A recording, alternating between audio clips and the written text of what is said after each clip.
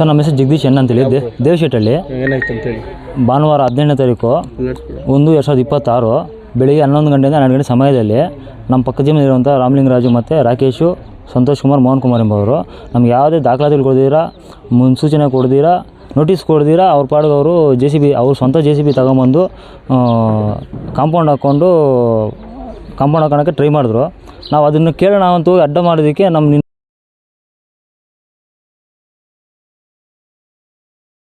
ಬೈಕೊಂಡು ನಮ್ಮನ್ನು ಅವ್ರ ಜಮೀನಲ್ಲಿ ಕಾಲಿಕೆಗೆ ಬಿಡ್ತಾಯಿಲ್ಲ. ನಮ್ಮನ್ನು ಎತ್ತಿ ಬಿಸಾಕ್ತಾಯಿದೆ ಸರ್. ಒಳ್ಳೆ ಕೋಳಿ ಮರಿ ಬಾಲ್ ಬಿಸಾಕ್ದಂಗೆ ಬಿಸಾಕ್ತಾಯಿದ್ದಾರೆ ನಾವನ್ನ.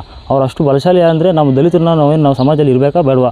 ಅವ್ರಿಗೆ ನಾವು ಅನುಕೂಲ ಅಂದರೆ ನಮ್ಮ ಜಮೀನಲ್ಲಿ ಅವ್ರ ಪೈಪುಗಳು ಬಂದಿದ್ದಾವೆ, ನಮ್ಮ ತೋಟದಲ್ಲೆಲ್ಲ ಇದು ಸಮಸ್ಯೆ. ಒಂದು ವಿಚಾರ ಜಾಗ ಅಲ್ವಾ, ಗ್ರಾಮ ಠಾಣ್ ಜಾಗ ಆಗಿದೆಯಾ ಅವ್ರಿಗಾಗಿದೆಯಾ? ಗ್ರಾಮ ಠಾಣ್ ಜಾಗ ನಮ್ಮದು ಇದೆ, ಅವ್ರದ್ದು ಇದೆ. ಪಕ್ಕದಲ್ಲಿದ್ದೀವಲ್ಲ, ಅವರು ಕಾಂಪೌಂಡ್ ಹಾಕಬೇಕಂದ್ರೆ ಫಸ್ಟು ನಮಗೆ ನೋಟಿಸ್ ಕೊಡಬೇಕು ಪಂಚಾಯತ್ ಕಡೆಯಿಂದ, ಇಲ್ಲ ಅವರು ನೋಟಿಸ್ ಕೊಡಬೇಕು, ಸರ್ವೆ ಮಾಡಿಸ್ಬೇಕು, ಆಮೇಲೆ ಕಾಂಪೌಂಡ್ ಹಾಕೊಬೇಕು.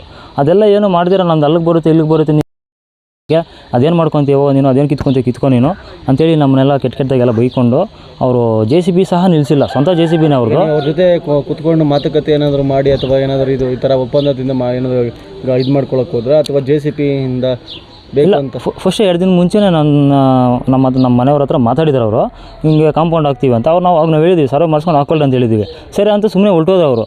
ಮತ್ತು ಏನು ಮಾಡಿದಿರ ಅವತ್ತು ಭಾನುವಾರ ಬಂದುಬಿಟ್ಟು 11 ಗಂಟೆ ಸಮಯದಲ್ಲಿ ಏಕಾಏಕಿ JCB ಅವ್ರದ್ದು ಸ್ವಂತ JCB ನಿಲ್ಲಿಸ್ತಾನೆ ಇಲ್ಲ ಅವರು.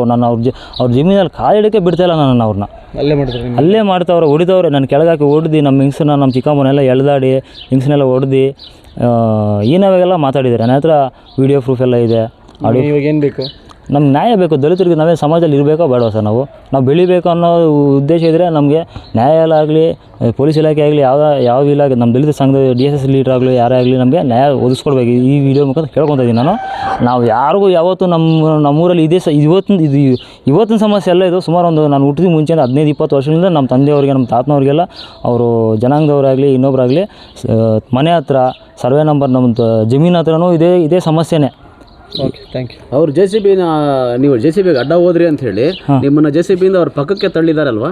ಪಕ್ಕದಲ್ಲಿ ಎತ್ಕೊಂಡ್ಬಂದು ಬಿಸಾಕಿದ್ದಾರೆ ಸರ್. ಅವ್ರನ್ನ ತಳ್ಳಿರೋದಲ್ಲ ಅವರು. JCBಗೆ ಅಡ್ಡ ಹೋದ್ರ? JCBಗೆ ನಿಲ್ಸೋಣ ಅಂತ ಅಡ್ಡ ಹೋದ್ರೆ ಅವರು ನಾನು ತಳ್ಳಿರೋದಲ್ಲ, ಅವ್ರು ಎತ್ಕೊಂಡ್ಬಂದು ಬಿಸಾಕಿರೋದು.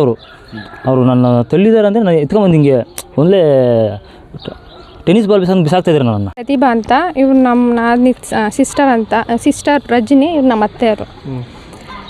ಏನಿಲ್ಲ ಸರ್, ನಮ್ಮ ಮಾವನವರು ಮುಂಚೆ ತುಂಬ ವರ್ಷದಿಂದ ಸುತ್ತು ಕಳ್ಳಿ ಉಣ್ಕೊಂಡಿದ್ರು.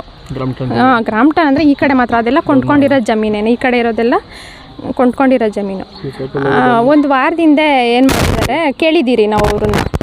ಅವರೇ ಹೇಳಿದ್ರು ಕೂಸ್ತಿ ಅಲ್ಲಿಂದ ಅದಕ್ಕೆ ಇದು ಮಾಡಿಬಿಟ್ಟು ತೋಡಿಸಿ ಹಾಕ್ಕೊಳ್ಳಿ ಅಕ್ಕ, ನೀವು ಹಾಕ್ಕೊಳ್ರಿ ಅಣ್ಣ, ನಿಮ್ಮದು 1 ಅಡಿ ಹೆಚ್ಚಾಗ್ಬೋದು, 1 ಅಡಿ ಕಮ್ಮಿ ಆಗ್ಬೋದು, ಜಗಳಗಳು ಮಾಡ್ಕೊಳೋದು ಬೇಡ ಅಂತ ಅವ್ರು ಹೇಳಿದರು.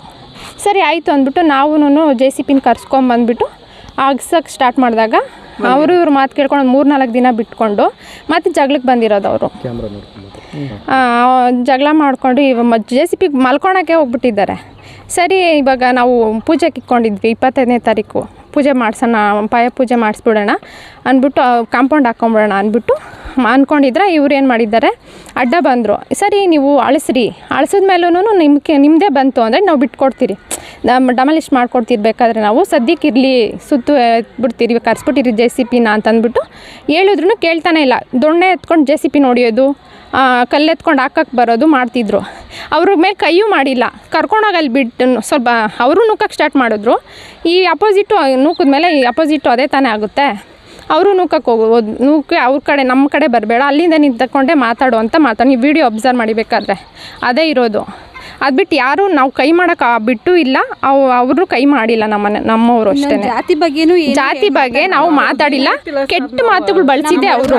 ಬರೋದು ಇಲ್ಲ ಸರ್. ನಾವು ಯಾವತ್ತಾದರೂ ನೀವು ಯಾರನ್ನಾದ್ರೂ ವಿಚಾರಿಸಿ, ನಮ್ಮ ಗಂಡು ಮಕ್ಳು ಆ ಥರ ಅಂತ ಯಾವತ್ತೂ ಯಾವ ತಂಟೆಗೂ ಓದೋರಲ್ಲ ಅವರು. ನಮ್ಮ ಮೇಲೇನೋ ಹಲ್ಲೆ ಮಾಡೋಕ್ಕೆ ಟ್ರೈ ಮಾಡಿದ್ರು. ನಾವು ನಾವು ಹೋಗಿಲ್ಲ. ನಮ್ಮ ಮಾವನವ್ರು ಹೋದ್ರು, ನೀವು ಹೋಗ್ರಿ, ನಾವು ಮಾತಾಡ್ತೀರಿ, ನೀವೇನಕ್ಕೆ ಇದು ಮಾಡ್ತೀರಿ, ನೀವು ಹೋಗ್ರಿ ಅಂತ ಅಂದ್ಬಿಟ್ಟು ಕಂಪ್ಲೇಂಟ್ ಗೊತ್ತಿಲ್ಲ, ನಮ್ಮ ದೊಡ್ಡವ್ರು ಕೊಟ್ಟಿರಬೇಕು.